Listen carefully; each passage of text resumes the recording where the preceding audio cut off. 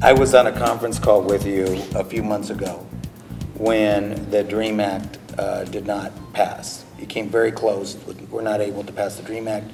At that point, you seemed, on that particular conference call, that particular day, you seemed frustrated that many journalists or many people in the activist community didn't recognize where the effort that the Democrats put in and the few, only handful of votes. I think you got 3 votes from Republicans. I was terribly disappointed.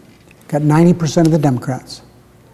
Couldn't we get 10 or 15% of the Republicans? The answer is no. We need to do better.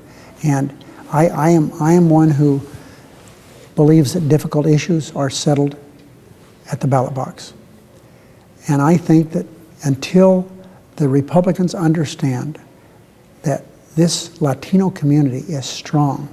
People used to make fun of me in Nevada for working with the Hispanic community. They would say, hey, they're not even citizens. Then they'd say they're not registered. And even they registered, they don't vote. But I kept plugging along because I told them from the very beginning, the only way you're going to feel your strength is at the ballot box. And when people who are running for office see what you do in elections, then they're going to start doing what is important to you.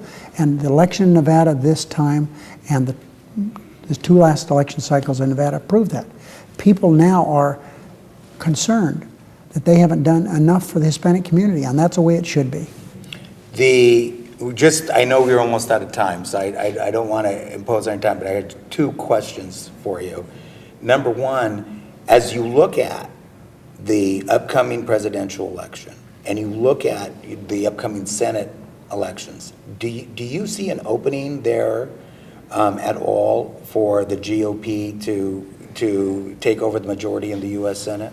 It's interesting. The day after we voted on worked out our deal on the CR, that was on a Friday. On Monday, the polling around the country was overwhelming in support of the Democrats by a 2-to-1 margin. They thought that we did a better job on talking about the needs of the American people in this debate regarding funding our government.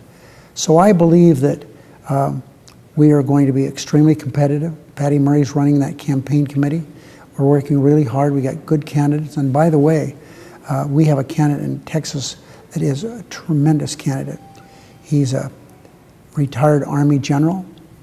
He is his name is Sanchez, and we're trying to make sure he has the support he needs. The problem in Texas, of course, is someone like him should win easily. Ricardo Sanchez. What a great background he has. But we have 19 media markets there. It's hard for him to get his name around. So we're working on more Hispanic candidates. We might have a few surprises here on the Democratic side, in addition to General Sanchez. But no, I think we're going to be fine. We're going to work real hard to hang on to our majority.